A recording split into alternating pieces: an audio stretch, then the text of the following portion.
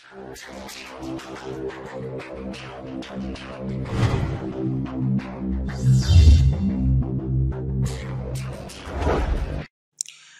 টিউটোরিয়ালের পক্ষ থেকে সবাইকে স্বাগতম। কেমন আছেন সবাই? আশা করি সবাই ভালো আছেন। আজকে আমরা দেখব কিভাবে ক্যামতাসিয়া স্টুডিও 9 দিয়ে ভিডিও এডিট করা যায়। ভিডিওটা শুরু করার আগে বলে নিই, আপনারা যদি ক্যামতাসিয়া স্টুডিও ফুল ভার্সন না পেয়ে থাকেন তাহলে আমাদের ফেসবুক পেজে যান এবং সেখানে লিংক দেওয়া আছে, সেখানে থেকে ডাউনলোড করে নিন। তো আমরা ক্যামতাসিয়া স্টুডিও 9 ওপেন করি। এখন নিউ প্রজেক্টে ক্লিক করি। দেখেন ক্যামতাসিয়া স্টুডিও 9 ওপেন হচ্ছে। ক্যামতাসিয়া স্টুডিও 9 ওপেন হয়ে গেছে। এটা হলো টাইমলাইন, এটা প্রিভিউ স্ক্রিন, এটা প্রপার্টিস এবং এটা টুলস বার। আমরা এখন দেখব কিভাবে মিডিয়া ইনপুট করা যায়। এই প্লাসের আইকনটাতে ক্লিক করি এবং মিডিয়া ইনপুটে ক্লিক করি। দেখেন আমাদের ডিস্ক দেখাচ্ছে। আমরা যেখানে ভিডিওটি রেখেছি সেখানে যাব, সেই ড্রাইভটাতে যাব এবং মিডিয়া সিলেক্ট করব। দেখেন মিডিয়াটি চলে আসছে, অর্থাৎ আমাদের ভিডিওটি চলে আসছে। এবার ভিডিওটার উপরে মাউসের কার্সার নেই এবং মাউসের লেফট বাটনে ক্লিক করে ড্র্যাগ করে ধরে ট্যাগ 1-এ রাখি। ট্যাগ ওখানে ঠিক এইটা ঘেঁষে রাখবো। তো দেখেন আমাদের ভিডিওটা প্রিভিউ স্ক্রিনে দেখাচ্ছে। ভিডিওটার ডান পাশে একটা অংশ দেখাচ্ছে যেটা আমাদের প্রয়োজন নেই এবং বাম পাশে একটু শ্যাডো দেখাচ্ছে। তো আমরা এই দুইটা রিমুভ করব। এই দুইটা আমরা দুই উপায়ে রিমুভ করতে পারি। একটা হলো ক্রপ এবং দ্বিতীয়টা হলো জুম। তো আমরা প্রথমে ক্রপ করে কিভাবে করতে হয় সেটা দেখব। তো ক্রপ করে করার জন্য আমাদের এই ক্রপ আইকনে ক্লিক করতে হবে। হ্যাঁ, এখানে ক্রপ আইকনে ক্লিক করি। এবার আমরা এই ডান পাশের এটা রিমুভ করব, এই অংশটুকু রিমুভ করব এবং মাউসের পয়েন্টারটা যখন এইরকম হবে তখন মাউসের লেফট বাটন ধরে ক্লিক করে ড্র্যাগ করে যতটুকু অংশ প্রয়োজন নেই সেটা রিমুভ করি। হ্যাঁ, দেখেন রিমুভ হয়ে গেছে। এবার এই মাউসের কার্সারটা এই এডিট অপশনের উপরে নেই এবং এখানে মাউসের লেফট বাটনে ক্লিক করি, এটা সিলেক্ট হয়ে গেছে। এবার দেখেন এই ভিডিওটা ড্র্যাগ করে ধরে এই ব্ল্যাক স্ক্রিন যতটুকু আছে ততটুকু সম্পূর্ণ করে দিই। দেখেন ওই কালারটা চলে গেছে অংশটা। তো এবার আমরা দেখব কিভাবে জুম করে আমরা এই অংশটা রিমুভ করতে পারি। জুম করে রিমুভ করার জন্য আপনাকে এই পয়েন্টারটা সিলেক্ট করতে হবে। আমাদের যেহেতু সিলেক্ট করা আছে সেহেতু আমি আর সিলেক্ট করব না। এরপর ভিডিওর লেফট কর্নারে যাই এবং মাউসের কার্সার যখন এইরকম দেখাবে তখন মাউসের লেফট বাটনে ক্লিক করে ড্র্যাগ করে ধরে এটাকে জুম করব। আমাদের যতটুকু প্রয়োজন জুম করে নেই। দেখেন ওই অংশটা চলে গেছে। তো এখন আর আমাদের ভিডিওর ভিতরে ওই অংশটা নেই। এভাবে আমরা আমাদের ভিডিও থেকে পার্টিকুলার অংশ রিমুভ করতে পারি। চলুন এবার আমরা দেখি কিভাবে আমরা ভিডিওর মাঝখান থেকে কাটবো, অর্থাৎ যে অংশটুকু আমাদের কাটতে হবে সেটা কিভাবে কাটবো। ভিডিও যেখান থেকে কাটার প্রয়োজন সেইখানে এই আইকনটা নিয়ে যাই। দেখেন আমি এখান থেকে কাটবো, তো আমি এই আইকনটা এখানে নিয়ে গেলাম।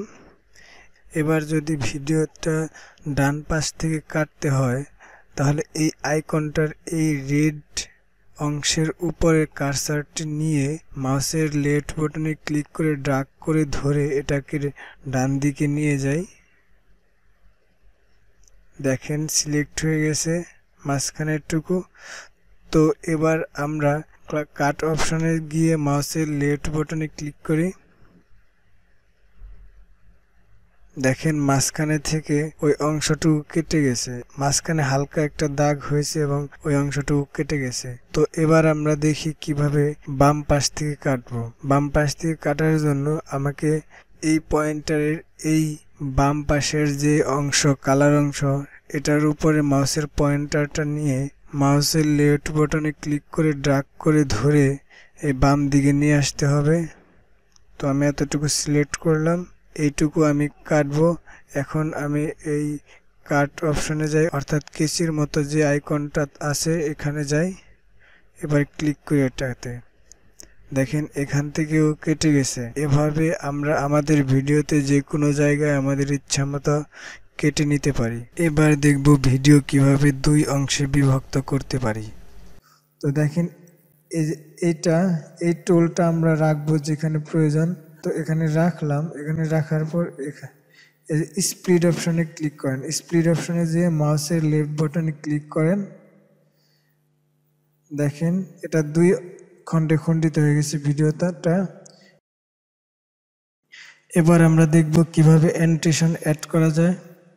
তো এই যে অ্যানোটেশন অপশনের এখানে যে মাউসের লেফট বাটনে ক্লিক করি, দেখেন অ্যানোটেশন চলে আসছে।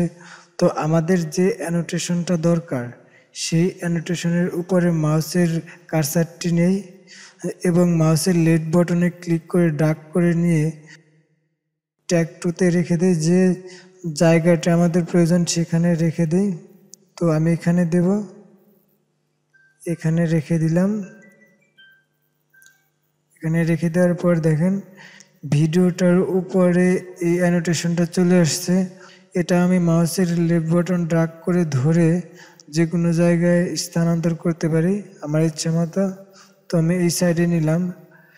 যখন কার্সার এই উপরে যাবে বা আইকনটা এরকম হবে তখন মাউসের লেফট বাটন ধরে নিয়ে আমি এটাকে ছোট বড় করতে পারি আমার ইচ্ছা মতো, আমার যতটুকু প্রয়োজন সেভাবে করতে পারি। দেখেন, হ্যাঁ করে নিলাম। এরপর দেখেন এটা, দেখেন এটা হলো ব্যাকগ্রাউন্ড কালার। এটা আমরা আমাদের ইচ্ছা মতো পরিবর্তন করে নিতে পারি। তো আমি এটাই রেখে দিলাম।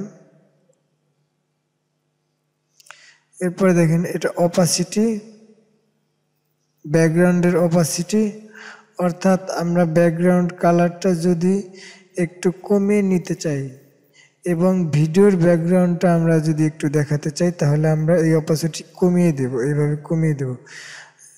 যদি আমরা তা না চাই, আমরা যদি ভিডিওর ব্যাকগ্রাউন্ড না দেখাতে চাই, পুরা আমাদের অ্যানোটেশনটা দেখাতে চাই তাহলে সম্পূর্ণ দেব। তো আমি একটু কমিয়ে রাখি যেন ভিডিওর ব্যাকগ্রাউন্ড হালকা হালকা বোঝা যায়। তো এইভাবে রেখে দিলাম। তাহলে এই ঘরটার উপরে আমরা মাউসের কার্সারটা আনি এবং মাউসের লেফট বাটনে ডাবল ক্লিক করি। এবার আমরা আমাদের ইচ্ছা মতো এখানে লিখি আমাদের যা লেখা প্রয়োজন।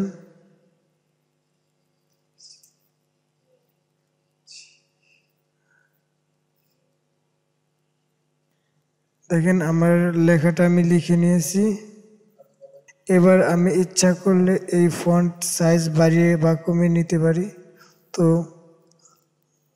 হ্যাঁ, এটা দিয়ে কমিয়ে নেওয়া যাবে। এবং এই উপরের এইটা ফন্ট, আমরা ইচ্ছা করলে ফন্ট যে কোনো রকম করতে পারি, বোল্ড করে দিতে পারি অথবা ইটালিক করে দিতে পারি। আমি বোল্ড করে দিচ্ছি, বোল্ড করে দিলাম। তো এই দেখেন এই উপরটা ফন্ট কালার, আমরা কালারটাও চেঞ্জ করে দিতে পারি। আমি সাদাই রেখে দিচ্ছি, সাদাই থাক। এই কালারটার পর সাদাটা অনেক ভালো দেখা যাবে, তো এইভাবে দিয়ে দিলাম। দেখেন এটা চলে আসছে। এরপরে দেখেন এই টাইমলাইনের এখানে যান। এখানে আপনার যতটুকু ভিডিওতে আপনি এই অ্যানোটেশনটা দেখাতে চান তো ততটুকু জায়গায় আপনার এই লেন্থটা বাড়িয়ে দিবেন। অর্থাৎ আপনার মাউসের কার্সারের পয়েন্টটা যখন এরকম হবে তখন আপনি ওটাকে মাউসের লেফট বাটন ধরে ক্লিক করে ড্র্যাগ করে আপনার ইচ্ছা মতো বাড়িয়ে নিতে পারেন অথবা কমিয়ে নিতে পারেন। তো আমি এই ফার্স্টের দিকে এই 10 সেকেন্ড পর্যন্ত রাখবো, তাই আমি 10 সেকেন্ড পর্যন্ত ড্র্যাগ করে দিলাম।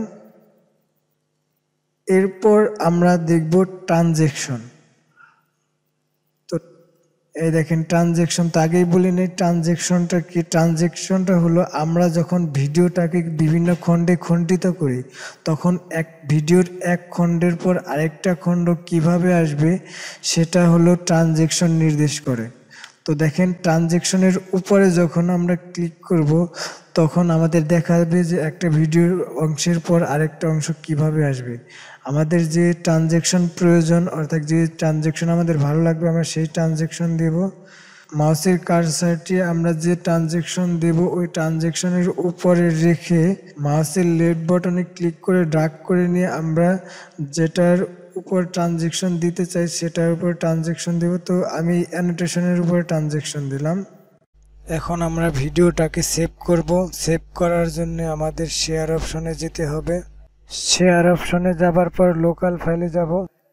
এরপর দেখেন এইখানে আপনার সাইজ, যে কোনো সাইজ দিতে পারেন আপনি। হ্যাঁ, আমি ফুল এইচডি এইটা দিয়ে দিলাম, এটা দিলাম। এবার নেক্সট। দেখেন এখানে আপনি ফোল্ডার সিলেক্ট করতে পারেন, যে কোনো ফোল্ডার সিলেক্ট করতে পারেন। তো আমি ডিফল্ট ফোল্ডারে থাকলো। তো এখন নামটা দিয়ে দেই। তো নামটা দিয়ে দিলাম। তো এবার আমি ফিনিশে ক্লিক করি।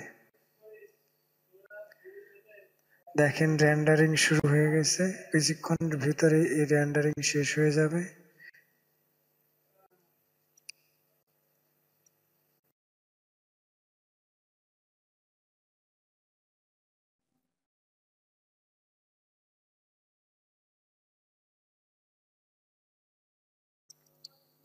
তো চলুন দেখে নেই আমরা যে ভিডিওটা রেন্ডারিং করলাম ওই ভিডিওটা।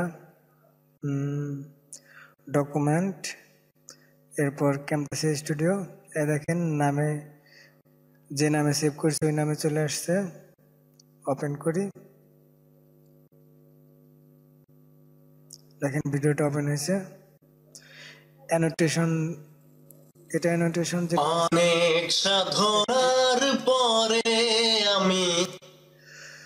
তো এই ছিল আজকের মতো।